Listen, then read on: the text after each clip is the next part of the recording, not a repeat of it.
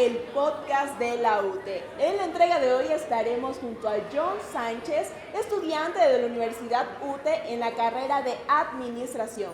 Hablaremos sobre cómo emprender aquí en el Ecuador. Quédate con nosotros.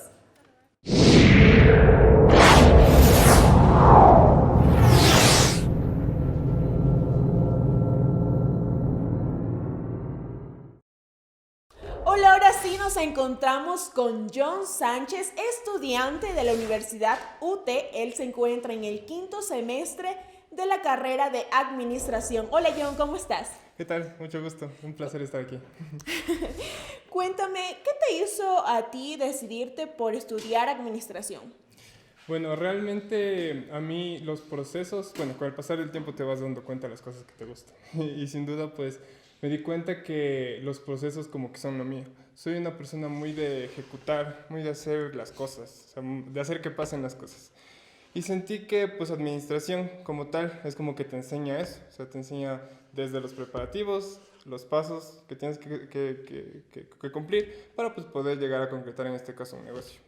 Sabemos que en la universidad se toman menos materias que en el colegio, pero son más complicadas. Entonces, para ti, hasta ahorita, las materias que has tomado, ha sido la más interesante y cuál es la que más te gusta? O sea, realmente depende de la utilidad que le des. A mí me gustan un montón los números, entonces me divertía mucho, por ejemplo, en contabilidad. Ahorita estoy cogiendo una materia que se llama presupuestos, entonces me gusta bastante, como que la lógica que se maneja con eso. Pero también hay como que materias bastante útiles que ya te ayudan en el desarrollo empresarial, se puede decir. El semestre pasado cogí una materia que se llama legislación empresarial y laboral. Entonces esa materia estaba súper interesante porque te daban cosas del IES, cosas del SRI, cosas de constituciones de empresas. Entonces saber eso es como que sí te resuelve bastantes preguntas que tú, empezando de cero y sin como que tener esa idea o ese asesoramiento, tendrías un montón de preguntas. Pero esa materia puntualmente te resuelve un montón de dudas y te sirve bastante para poder desarrollar tu trabajo empresarial. Claro, es que de ahí ya vas implementando más conocimientos a raíz de lo que tienes que aprender, ¿no? Claro. Y sabemos que has desarrollado varios proyectos dentro de la universidad. Me gustaría saber cuáles han sido. ¿Nos puedes platicar un poco de eso? Claro que sí. A ver, dentro de los proyectos, para hablar primero, me gustaría aclarar una cosa con respecto a los proyectos universitarios. Hay veces que muchos, también por la etapa de la vida, ¿no? Muchos jóvenes como que toman un proyecto únicamente por pasar una materia. Y realmente yo siento que no es así. Porque siento que es cuestión de aprovechar también todos los recursos que la universidad te da, porque pues el tiempo de los profesores es un recurso, el conocimiento que ellos te dan es un recurso, y como muchos maestros te dicen, es como que en la universidad es el momento en el que puedes fallar, en el que puedes equivocarte, te puedes jalar un número en el presupuesto, vio que no te dio y no tuviste el capital para financiar, pero pues en teoría, o en la ejecución mismo, pero en un lugar como más seguro. Entonces, o sea, yo sí apelaría a que los estudiantes tomen como que con seriedad los proyectos, porque a la final les puede servir tanto como currículum. ¿Quién quita que les pueda como que pegar el proyecto y que ese sea su modo de vivir o su modo de financiarse a futuro o mientras esté estudiando? Entonces, aclarado eso. Entre los proyectos que manejamos, muchos han sido como sociales. En primer semestre tuvimos una materia que se llama formación de líderes. Entonces era una materia bastante interactiva y el trabajo final, se puede decir, era realizar un proyecto social. Lo que a nosotros se nos ocurrió fue vincular específicamente el PAE, que es de los animalitos, con la guardería que hay aquí en la universidad, que es de Huellas de Ternura, que de hecho está aquí en la Occidental. Entonces nuestra intención con este proyecto era vincularles y hacer que los niños interactúen con los perritos rescatados, con la intención de que pues, ellos también tengan como la manera de tratar a los animales, porque hay veces que les dan como juguetes y ellos los tratan como tal, les salonean, les tiran y todo, y esa no es la idea. Al menos ellos, que es una entidad, una guardería, que es un lugar con niños bastante chiquitos, entonces que les acariciaban, les peinaban, las personas que nos ayudaron les indicaban cómo darles cariñitos sin lastimarlos, y también pues fomentar la adopción, de que no necesariamente tienes que comprar un perro de raza o que te regalen así, sino que hay muchas posibilidades. Y de hecho ese proyecto fue bastante interesante porque no fue inmediato, pero un par de meses después se dio 1 o 2 adopciones de las familias que se vincularon. Asimismo, también en la pandemia, bueno, en la Facultad de Ciencias Administrativas hay un proyecto o un club, que es el Club de Líderes, que también se realizaron bastantes cosas. En el tiempo de la pandemia se hicieron igual trabajo social.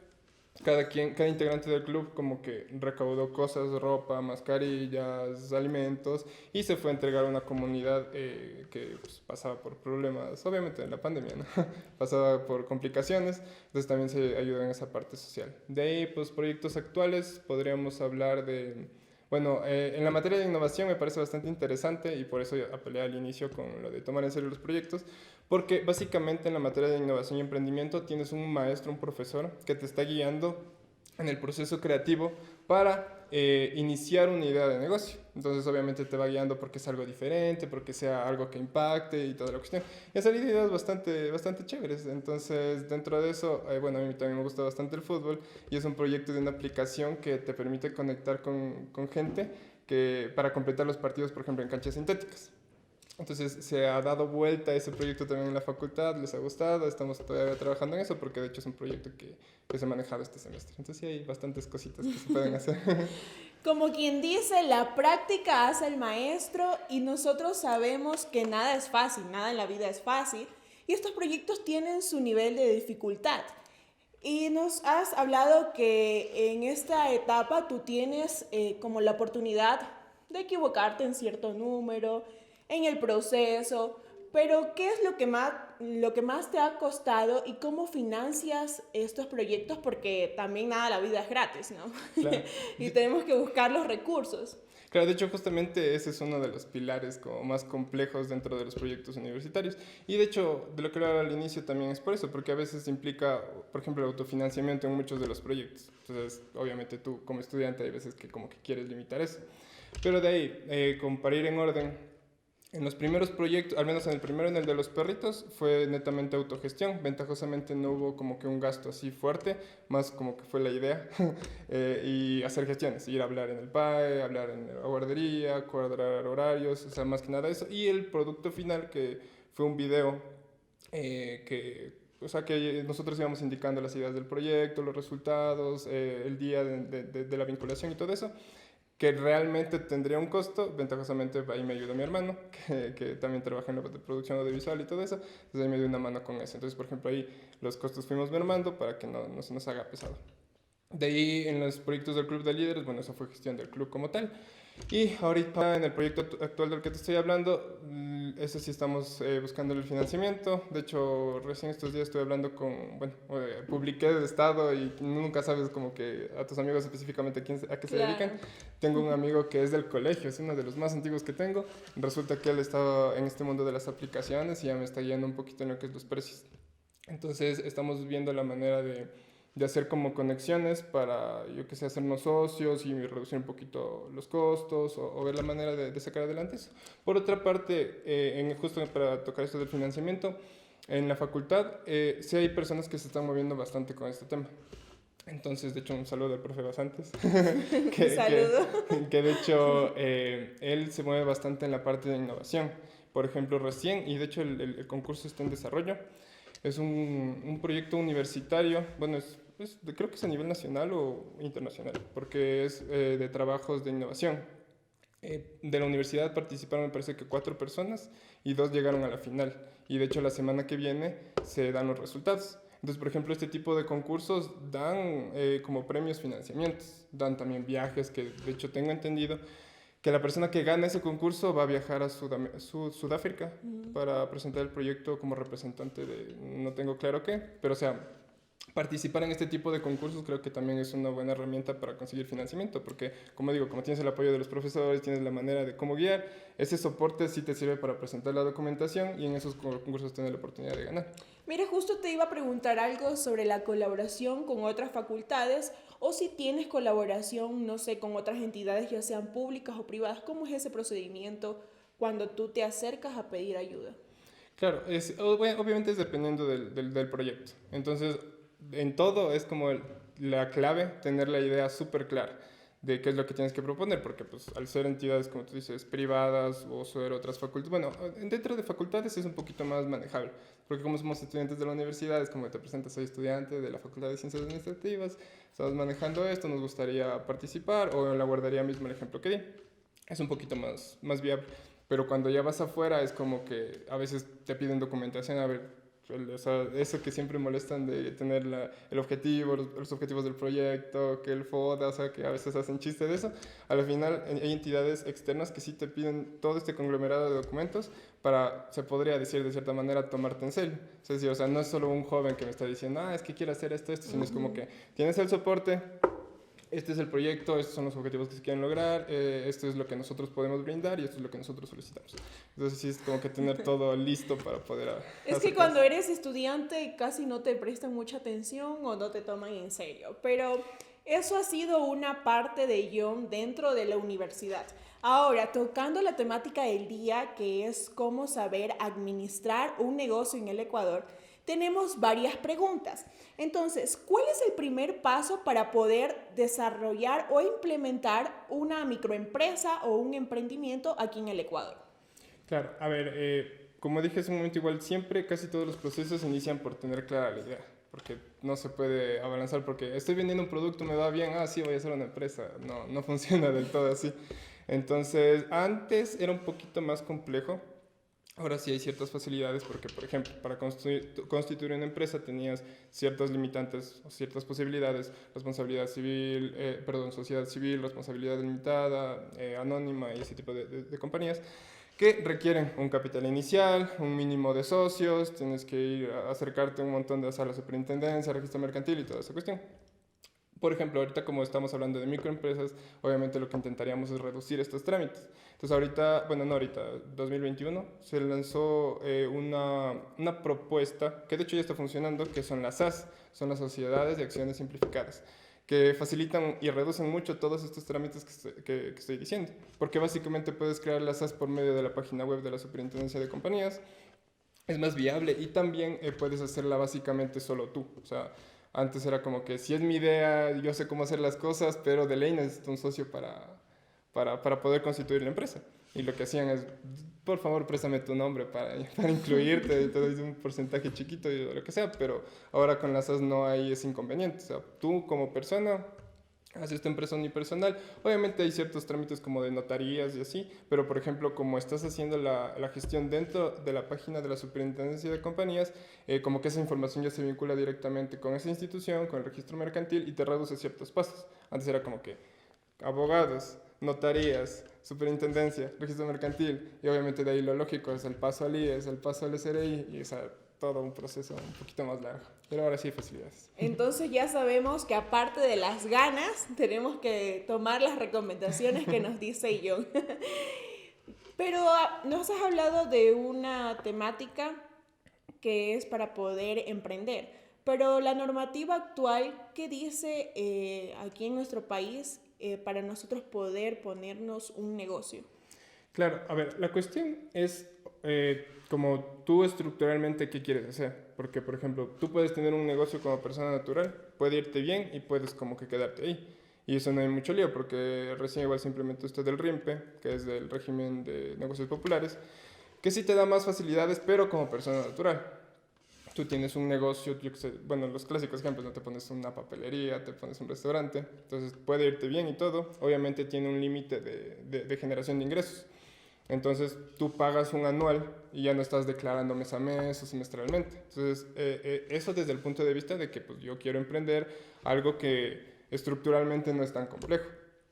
Si nos vamos a la parte más compleja de que no, mi idea sí es buena, yo sí quiero tener socios, yo sí quiero tener utilidades, sí quiero como que tener este nombre aparte, porque hay que aclarar también que la cuestión de las sociedades, de cierta forma, es como que que existe otra persona, porque literalmente es una persona jurídica, una empresa. Entonces tú, por más que tú presentas tus documentos, es una persona natural, que eres tú, y por más que tú seas el único socio, el dueño, el que tenga toda la responsabilidad y todos los derechos de la empresa, los documentos de la empresa es otra persona, es una persona jurídica. O sea, es algo totalmente diferente. Y eso también aprendes a veces a las malas. Así. Es como que vas, yo que sé, a una cooperativa porque quieres un préstamo. Entonces dices, es que yo tengo una empresa porque piensas que con eso te van a ayudar. Y te dicen, no, pero a ver, pero ¿quieres sacar el préstamo tú o quieres sacar el préstamo a nombre de la empresa? O quieres sacar, igual en las casas comerciales, ¿quieres sacar el carro a tu nombre o a nombre de la empresa? Porque entran en procesos diferentes. Cuando entra la empresa, tienes que meterle a la contabilidad, porque de hecho una empresa es obligada a llevar contabilidad. Entonces ahí también entra todos estos criterios, porque es como que sí es más complejo. De hecho, como digo, la empresa es obligada a llevar contabilidad, entonces esto te implica que contrates un contador, pero no tu amigo que sabe declarar en cero todos los meses, sino un contador registrado en la escuela que tenga su código, porque ese código le piden para enviar las declaraciones de una empresa. Entonces, o sea, hay las dos posibilidades, como digo, cuando quieres mantenerte como persona natural, el RIMPE es una buena opción. Incluso si es que te pasas de la base del RIMPE, es un monto de emprendedores que también te da beneficios. Obviamente pagas un poquito más que el RIMPE, ahí sí declaras semestralmente, pero no es tanto como declarar mes a mes o como una empresa que tiene que declarar todo el tiempo y al final el impuesto de la renta y que las utilidades y todo eso. Entonces es como que para tener la idea clara entre las dos, o sea, la diferencia entre los dos modos de trabajar y también pues cuál les convenga mejor. Ahí sí tienen que ponerse a pensar bien. John, estamos hablando de temas súper interesantes, pero las personas, incluyéndome a mí, no conocemos la diferencia entre una microempresa y una empresa. ¿Cuáles serían las diferencias dentro de tu conocimiento? Claro, a ver, la diferencia gira en torno a la cantidad de personas que participan en la empresa y principalmente también al monto, o sea, al dinero que mueve. Entonces, por ejemplo, bueno, específicamente me parece que es hasta 10 personas la microempresa y hasta un monto establecido. Obviamente, si es que creces de eso y ya llegas, por ejemplo, a las 50 personas y es porque es microempresa, es mi pyme, que es como lo más chiquito, es la micro, es la mediana, es la grande. Entonces tienes como que bastantes escalones. Y eso digo, todo gira en torno a cuántos empleados tengo, cuántos colaboradores tengo y cuánto dinero genero.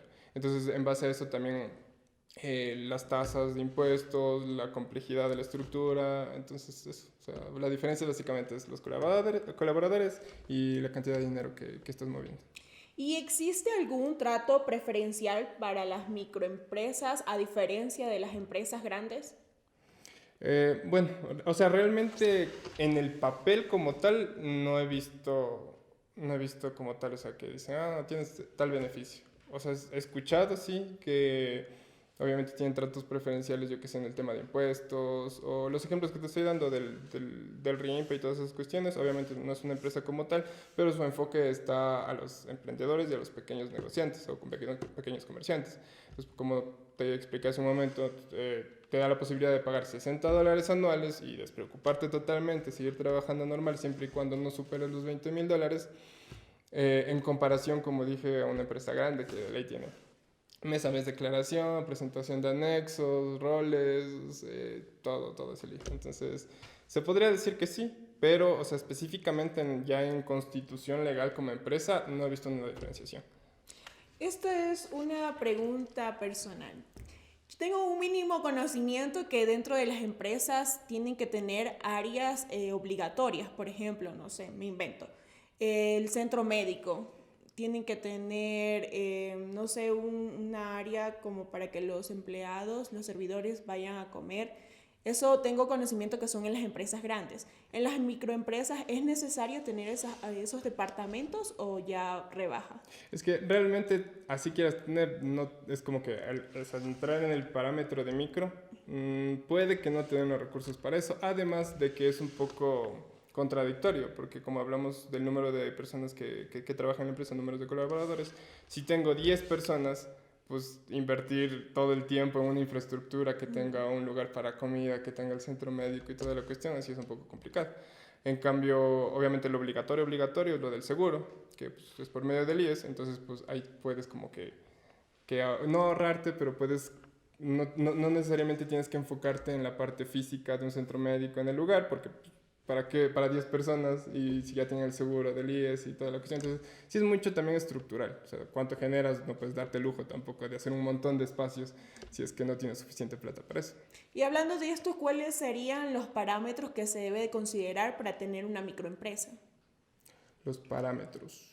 O sea, como digo, O sea, ¿cómo los parámetros? O sea, los parámetros, ¿qué son los requisitos, los procedimientos que se debe considerar para poder uno obtener una microempresa?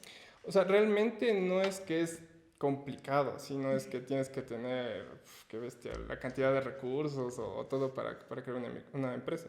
Porque, por ejemplo, puedes crear una compañía limitada y el monto de capital base es $400, que, o sea, pidiendo por ahí reúnes. Pero más que nada es lo complejo de la ejecución. Porque como digo, tú ese requisito en la sociedad anónima, en cambio tienes $800, que tampoco es que sea el monto súper, hiper, mega grande. Entonces, ¿qué es lo que normalmente sucede? Yo tengo un determinado trabajo o determinado negocio, ya sea de servicio, ya sea de vender productos. Entonces, otra de las cosas es que esos recursos que estás utilizando, digamos, como persona natural, en el momento que te pases como empresa, si vas a seguir utilizando esos recursos para la empresa, deberían pasarse como propiedad de la empresa o como activos de la empresa. Entonces ahí tienes un capital que quizás no estás viendo de forma tangible, pero existe. Entonces, como digo, como tal, como requisitos, no es tan complejo porque, o sea, tu cédula, o sea, los documentos básicos para cualquier trámite, obviamente tener claro la razón social, tener claro el giro del negocio, estos montos que te estoy comentando. De hecho, en la SAS, en cambio, el monto igual es menor, o creo que ni siquiera te piden un monto como tal. Entonces, como digo, no es el mega capital que requieres para hacer una empresa, entonces no es tan complicado. Pero la ejecución, el desarrollo, sí tienes que tener claro, porque si no, de nada te sirve. Ah, sí, tengo aquí $800, voy a hacer mi empresa. Y después, entre la contabilidad, que como te dije, tienes que pagar al contador, que es algo que no te esperas inicialmente. Tienes que hacer otros pagos, yo que sé, arriendos, los de los seguros, todas las cuestiones. Y a los 2 meses, 3 meses ya no tienes capital para eso. Entonces, es más la planificación y la estructura que como tal los requisitos, porque no son complicados. Y hablando de estos recursos económicos, digamos que Nayeli se pone un emprendimiento. ¿Cómo yo lo puedo financiar? ¿Qué tips tú me puedes dar? ¿Qué recomendaciones para yo poder conseguir el dinero? Más que todo, porque es lo que se necesita. Claro, a ver, financiamiento. Esta parte también es bastante interesante porque bueno, tampoco es que haya la variedad de opciones, porque la clásica, ¿no? O sea, tú estás trabajando, puedes pedir un préstamo y con eso aguantarte como que los primeros meses, que es donde no se genera por lo general tanto, o tienes que llegar al punto de equilibrio. La otra es este tipo de concursos. Hay ciertos concursos en el municipio a nivel estatal que pues tú mandas tus proyectos y te dan como un capital semilla. Ahora, lo complicado de esto también es, o sea, la cantidad de emprendedores que hay, la cantidad de participantes, o sea, que quieren o sea, quieren participar en el negocio, en el movimiento económico del país, que tienen conocimiento de eso. O sea, hay un montón de solicitudes, o sea, nada te garantiza del todo tampoco que vas a poder ganar un concurso que te dé un capital semilla. Entonces, lo más tradicional o lo más viable sería pues, con tu propio capital o por medio de un préstamo. Y ahí se conecta nuevamente con lo que digo, o sea, no es como tampoco de tomar a la ligera, porque si tú ahorraste durante un año y tú dices, bueno, o sea, con esto puedo sobrevivir, o sea, en el negocio, mi negocio puede sobrevivir 8 meses, ¿ya? Entonces, y en el momento que tú ya estás desarrollando el negocio, te vas a dar cuenta que hay pagos que tú no esperabas. Y esos 8 meses se reducen a 6 meses, después a 4 meses. Y si es que no tuviste la planificación necesaria para poder llevar a cabo eso, básicamente es una falla para ti, porque, o sea, es un mal para ti, porque tú tenías algo planificado, un lapso de tiempo en el que podías ya estar generando y por X o Y razón se reduce el tiempo y puedes perder todo, o pues tampoco tenemos que ser pesimistas, o puedes pegarla y pues a los 4 meses ya tener como que una estabilidad en el que los ingresos de la empresa puedan estar al mismo nivel que los gastos y no sea necesario como que seguir metiendo de lo tuyo, en un caso extremadamente bueno. Entonces es también eso, o sea, tienes la planificación, pero tienes que tener el criterio para utilizar los recursos bien, desde antes de dar el primer paso, porque ahí podemos conectarle con la parte que hablamos de los procesos, los trámites. Cuando constituyes la empresa, apenas ya tienes todos los papeles del registro mercantil, de la superintendencia, ya tienes que hacer el SRI, o sea, ir al SRI para empezar a tu actividad económica.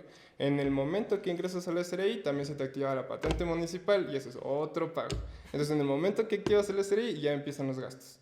Y si tú no tienes planificado o dices, no, yo voy a esperar ya estar establecido, todo organizado para ver qué voy a hacer, Ya, hasta ese momento ya tienes todos los pagos encima de los primeros meses y te complicas de ganar. En conclusión, no alocarse y pensar bien Sí. cómo saber gastar.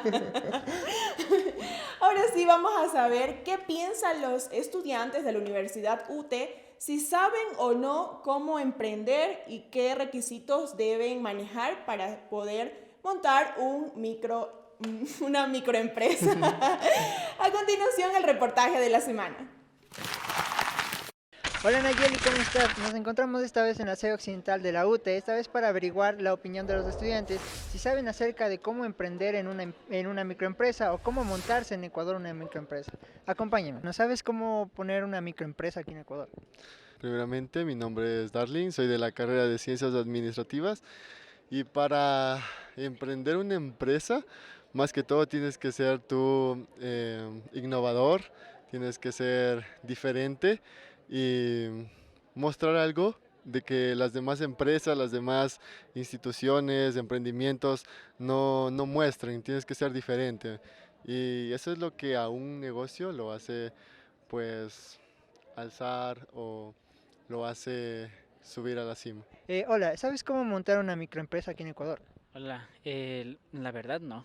No tienen ninguna. No tenemos ninguna. Primero teniendo un proyecto establecido con estrategias y métodos de estudio y teniendo claro los objetivos De tu proyecto. de mi proyecto. El mercado, o sea, ver los negocios que hay alrededor para no poner el mismo. Y bueno, Nayeli, esta ha sido la opinión de los estudiantes. Como puedes notar, muchos no tienen idea de cómo emprender aquí en Ecuador, así que espero que este programa les sirva como para que ya sepan cómo hacerlo. Informó por ustedes Evander Granada, La Hora Hueca. Y esto fue lo que pensó los estudiantes de la Universidad UTE sobre cómo emprender. Oye, qué tema más interesante el que tocamos el día de hoy. ¿Qué te pareció? Sí, me pareció bastante interesante, bastante importante para todas las personas ahorita que estamos como en una generación que quiere emprender, que quiere hacer las cosas, quiere hacer como que sus propios negocios. Es importante tener claro todos estos procesos, enfocarse en innovación. Y hablando de lo de la innovación, pues justamente en la Facultad de Ciencias Administrativas va a haber una feria de emprendimientos el 16 y el 17 de febrero. Va a haber un montón de proyectos tanto de estudiantes de la universidad, externos, me parece que también de colegios, va a haber marcas, va a haber presentaciones artísticas, va a haber un montón de cosas. Entonces todos quedan cordialmente invitados a la feria y también a participar en todos los proyectos de la Universidad UTE que están geniales. Ya sabes, no te puedes perder estos proyectos que son innovados y presentados por los estudiantes mismos. Soy Nayeli Briones, no olvides seguirnos en todas nuestras redes sociales, las redes sociales de Johnson. Claro, es John, John, SZ19. Y esto fue La Hora Hueca.